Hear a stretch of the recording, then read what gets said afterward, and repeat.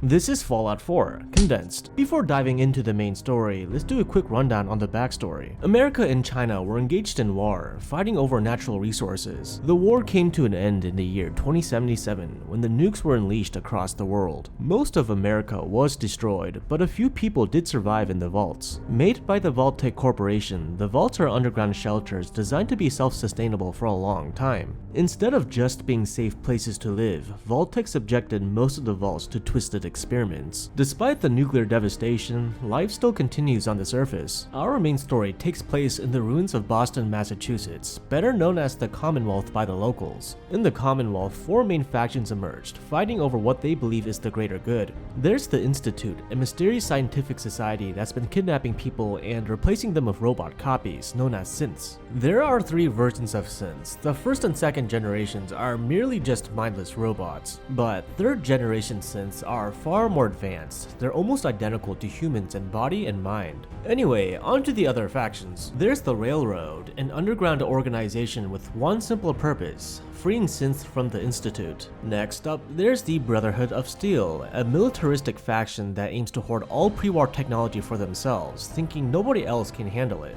Last but not least, there's the Minutemen, a goody-two-shoes militia group that are just trying to defend the people of the Commonwealth. And that's the general gist of what's happening in the world of Fallout 4. Your story begins on October 23rd, 2077, right before the bombs drop.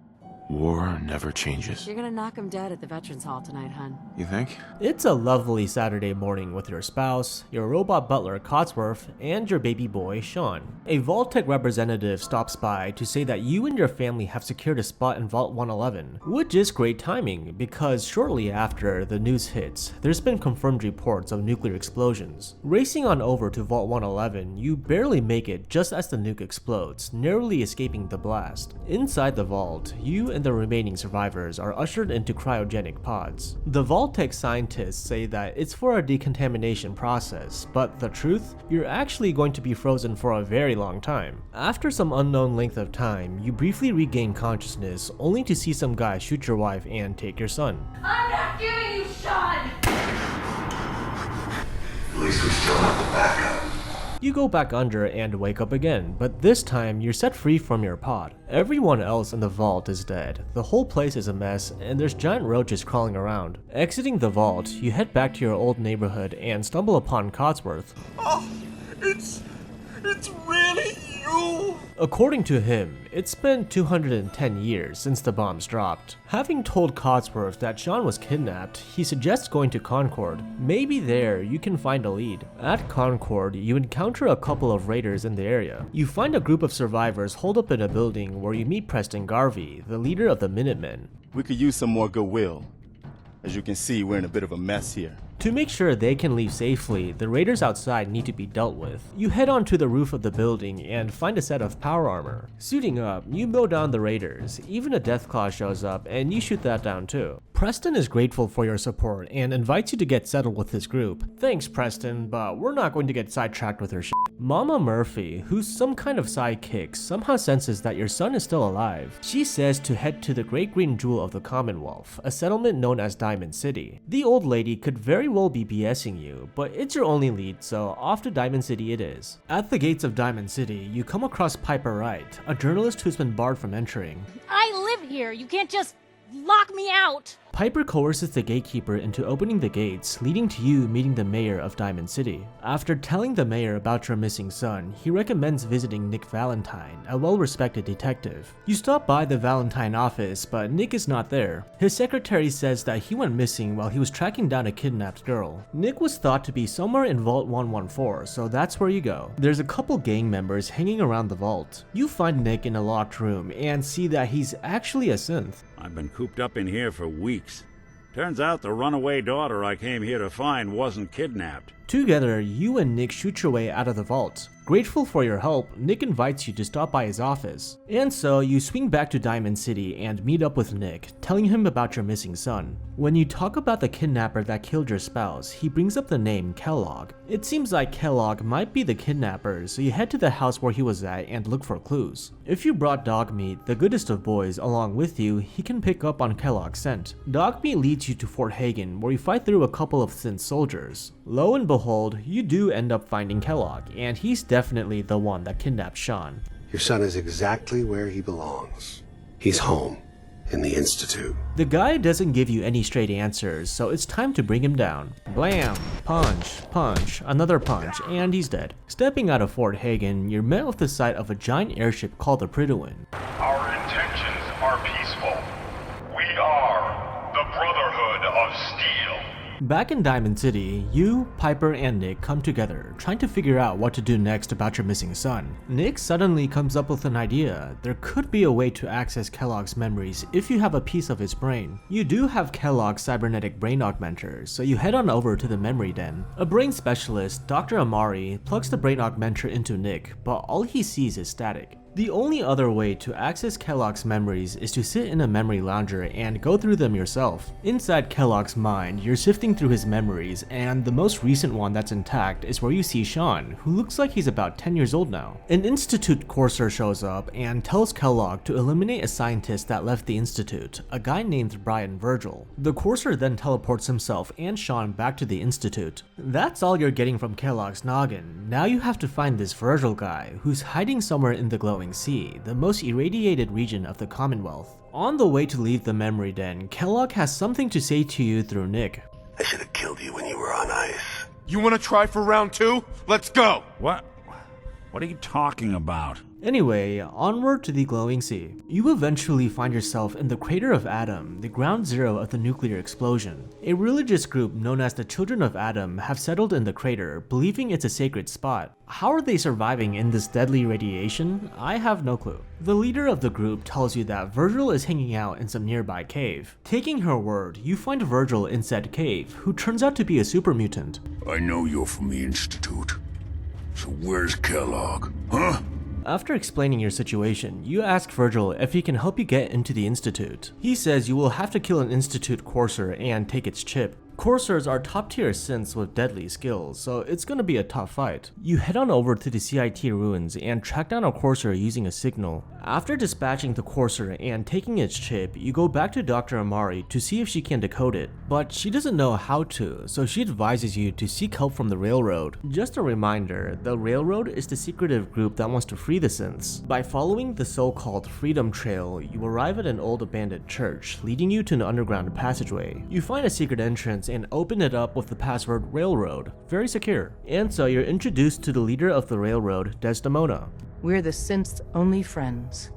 We're the Railroad. Desdemona doesn't trust you, but one of her top men, Deacon, vouches for you. Just like that, you're let into their base. You hand over the courser chip to Tinker Tom, the expert in all things tech related. After the chip is decoded, you head on back to Virgil and he gives you some schematics. The schematics should help you build a device that can teleport you to the Institute. In return for helping you out, Virgil is expecting you to find a serum inside the Institute that can turn him back to human. When it comes to building the teleporter, you've got 3 options. You can seek help from the Minutemen, the Railroad, or the Brotherhood of Steel. It doesn't make a huge difference which group you pick, they're all perfectly capable of helping you build the teleporter. Once the device is built and ready, you're teleported into the Institute, all by yourself. A voice from a speaker welcomes you in and introduces himself as Father. The man seems to already know who you are and why you're here. You're guided to a room where you finally reunite with your son Sean. Sean.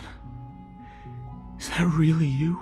Who are you? Sean doesn't know you, and he starts to freak out, so Father steps in and shuts him down. Looks like this Sean is just a synth. The old guy explains that Father is just an unofficial title that was given to him as the leader of the Institute. Here comes the big reveal. It's good to finally meet you.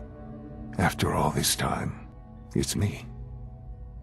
I am Sean. I am your son. In order to make Gen 3 synths, the Institute needed a human that was untouched by radiation. Sean was the perfect candidate, so they kidnapped him and used his DNA as the foundation for the Gen 3 synths. Let's stop here for a quick moment. There are 4 different paths you can take, which depends on the faction you align yourself with. Let's start with the Institute path first. Sean wants you to become familiar with the Institute and its people, so you go and meet the head of each division. After meeting everyone, Sean sends you on your first mission, mission, bringing back a rogue synth. You join up with the Courser, X668, and the two of you go and take down the raiders in the area. Once you find the rogue synth and shut him down, X668 will teleport the rogue synth back to the Institute with him. Going back to Sean, he will tell you to go retrieve some more rogue synths located near the Bunker Hill Monument. He hopes there won't be any interference from the Railroad or the Brotherhood of Steel, but no such luck, they're all there, so it's a three-way battle. Inside the Bunker Hill basement, you find the synths. Even as they beg for mercy, you have to reset each and one of them. You head to the CIT ruins and meet up with Sean. He unveils that he was the one that woke you up from cryosleep, merely as an experiment of sorts, to see what would happen. Kinda callous if you ask me. Anyway, Sean's happy with your success at Bunker Hill. He wants you to join the Directorate meeting back in the Institute. During the meeting, the other heads make it clear that they're uncomfortable with your presence. Nevertheless, Sean continues forward and talks about Phase 3, a plan to activate the Institute's nuclear reactor. If successful, Phase 3 can provide the Institute with limitless power. On the other hand, Sean has some bad news to share. He's terminally ill and doesn't have much time left. I'm sorry to say I am dying.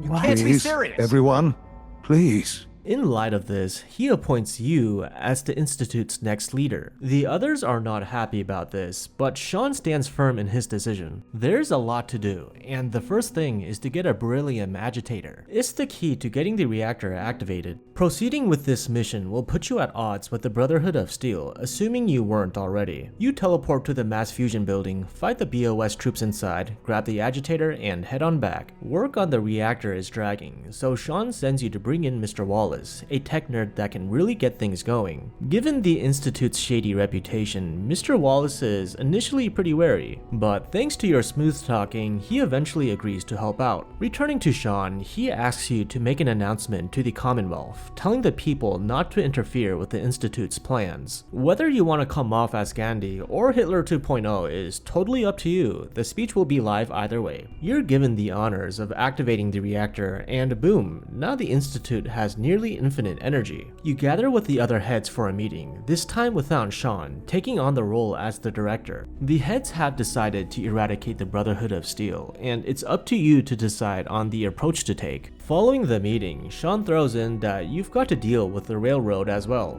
Given the lack of support from the Institute, you have to wipe out the Railroad all by yourself. Thank you, Sean, very helpful. The job is pretty simple, just walk right into their base, kill them all, and be on your way. Next up is the Brotherhood. You teleport near their base on ground and take down their EM field, allowing your synths to be teleported in. The BOS put up quite a fight, but in the end, their giant robot, Liberty Prime, gets hacked and it destroys the Prydwen, their main base of operations. Back at the Institute, you meet up with Sean in his final moments.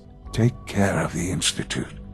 Take care of its people. Sean shares his appreciation for the time he spent with you. I guess his idea of quality time is sending you on dangerous missions and dumping a ton of responsibility on you, but gee, thanks Sean. And so the story comes to a close. That's what happens if you side with the Institute. Let's see what happens if you side with the Railroad. We're going to go back to when you first entered the Institute and met Sean. After that encounter, you report back to Desdemona, and she will tell you about Patriot. Patriot is a codename that was given to someone from within the Institute, a person that's been secretly helping synths escape. Your job is to make contact with Patriot and team up. Once you meet Patriot in person, he introduces you to his synth that's been working with him, Z114. That's what the Railroad does, Z1. He's from the surface. I've never met another human willing to help. Z114 knows of at least 13 other synths that want out of the Institute. You gather some data and head back to Desdemona. She comes up with a pretty bold plan. Instead of saving just the 13 synths, she wants to launch a full-scale attack and free all the synths. You help Z114 secure weapons to arm the synths for a revolt. Afterwards, you simply have to lay low and continue working with the Institute. Once you get to the point when Sean tells you to eliminate the Railroad, Z114 pulls you aside to share some urgent news. The BOS have found the Railroad base and they're about to strike. You return to the Railroad just in time to fend off the attack. Now that the Railroad's main base has been compromised, Desdemona decides to activate Operation Red Glare, which simply put is a plan to destroy the Prydwen. So that's exactly what you proceed to do. You hijack a vertibird, board the Prydwen, plant the explosives, and enjoy the fireworks show. The next order of business is to finally attack the Institute. You teleport your Railroad friends into the Institute and team up with Z114 and his team of rebel synths. After going through and wiping out the Institute personnel, you stumble upon Sean on his deathbed. I didn't expect to see you again. You had me fooled. He's obviously pretty upset over your betrayal, but there's not much he can do about it. Proceeding into the reactor room, you plant a fusion pulse charge inside the reactor, which will trigger an explosion that will destroy the Institute. On the way to leave, the child synth Sean, who thinks he's your son now, begs to leave with you. Well, hello. Please, Dad, don't leave me here. I want to go with you. Whether you choose to or not, either way, you will get teleported away to a safe distance. You're given the honors to press the detonator to blow up the Institute. And with that, the story concludes as the Institute is destroyed for good. That's how the story goes with the Railroad. Let's rewind again and see what happens if you team up with the Brotherhood of Steel. We're going to go back to when you first joined their ranks, which is through Paladin Dance. After meeting Dan's and helping his squad fight off a ghoul attack, you join him in retrieving a deep-range transmitter. With the transmitter, Dance can provide the BOS with valuable intel. Impressed with your skills, Dance asks you to join the BOS. For the sake of the story, you accept his offer. Now, nothing's official until you speak to Elder Maxon, but I wanted you to be the first to know. You head on over to the Pridwin, where you meet Elder Maxon, the Supreme Commander of the East Coast chapter of the BOS. Paladin Dance's reports were quite clear regarding your feelings toward the Brotherhood, and he concludes that you'd be an asset to us. Thanks to Dance's recommendation, Maxon officially gives you the rank of a knight. After going around and getting familiar with the staff, Maxon sends you on your first mission. With Dance and a couple BOS troops, you invade a fort that's been taken over by super mutants. Once the fort is secured, you report back to Maxon. Maxon explains that the BOS arrived at the Commonwealth for one goal: to destroy the Institute. Why? Well, they think the Institute's technology is dangerous. Following your initial visit into the Institute, Maxon orders you to convince Dr. Madison Lee to rejoin the BOS. Dr. Lee used to work with the BOS, but she defected to the Institute. You go to Dr. Lee and ask her to return, but obviously she's not going to without any incentive. She had a colleague, Virgil. You met him before. Virgil was thought to be killed by an accident in his lab, but the whole incident seemed dubious. Dr. Lee wants you to find out what really happened. You head into the sealed labs where Virgil used to work. Reading through the terminal logs and hearing the holotape he left behind, you discover that Virgil was turning people into super mutants using the forced evolutionary virus. His research wasn't going anywhere, and he felt guilty for all the people he experimented on. So Virgil scrapped the project, turned himself into a super mutant, and hid out in the glowing sea. When Dr. Lee hears about all this, she feels betrayed by the Institute, so she agrees to return to the BOS. The next task on the to-do list is to help put Liberty Prime back together. After retrieving the parts needed to get the bot online, you're told to report to Maxon right away for an urgent issue. Face to face with the big boss, he hits you with a startling revelation. Paladin Dance's DNA is a perfect match for a synth they called M797. Dance has gone AWOL, so you're ordered to track him down and execute him. While discussing how to find Dance, Halen, one of Dance's close allies, voices her concern about the situation. Halen pulls you aside and talks about how much Dance means to her. She doesn't care that Dance is a synth. She pleads for you to do the right thing when confronting him. With Halen's tip-off, you make your way to an old outpost and find Dance hiding underground. I thought synths were the enemy. I never expected to hear that I was one of them. The guy is understandably conflicted about being a synth, but he accepts the fact that he needs to be the example, not the exception. To kill him or not to kill him? If you do execute him, well, that's that. But you can convince Dance that he deserves to live. As you leave the outpost with Dance, you see that Maxon has come to visit. Knight, why has this thing not been destroyed? The two of them get into a spat, which mostly boils down to Maxon saying, "You're just a robot, and you need to die," and Dance replying with, "I've proven my loyalty to the Brotherhood. Screw you, Maxon." If you continue to stand up for Dance, and you pass the speech check, Maxon makes a compromise. Dance will be declared dead, and is banished from the BOS, with strict orders to never make contact with any of its members. Even after all this, Dance is still loyal to the BOS. What a guy. Back on the Pridwin, Maxon promotes you to Paladin. All of Dance's stuff is now yours. Congratulations. The next task at hand is to launch an attack on the railroad. It's a straightforward mission, just march right into their base and lay waste to them. Falcon punch, Falcon punch, Falcon punch, and they're all dead. On to the next mission, which is to acquire a beryllium agitator for Liberty Prime. Going through with this mission will officially make you enemies with the Institute, if you weren't already. In the building housing the agitator, the Institute synths have already occupied the area, making things more difficult. But you acquire the agitator anyhow and return to Liberty Prime, promptly installing it into the giant robot. Probability of Chinese victory. Impossible. With Liberty Prime ready for battle, the BOS begin the assault on the Institute. Upon reaching the CIT ruins, Liberty Prime blasts open an entrance into the Institute. As you make your way to the reactor, you find Sean on his deathbed. Like in the railroad route, Sean expresses his disappointment in you. Can't really blame him, the BOS are a bunch of dipshits. Once you plant the fusion pulse charge into the reactor, it's about time to leave, but since Sean shows up, he begs you to take him with you, but you're a BOS soldier now, so let's stay in character. I promise I won't get in your way, and you won't have to do anything. That's not happening. No way. You're just gonna leave me here?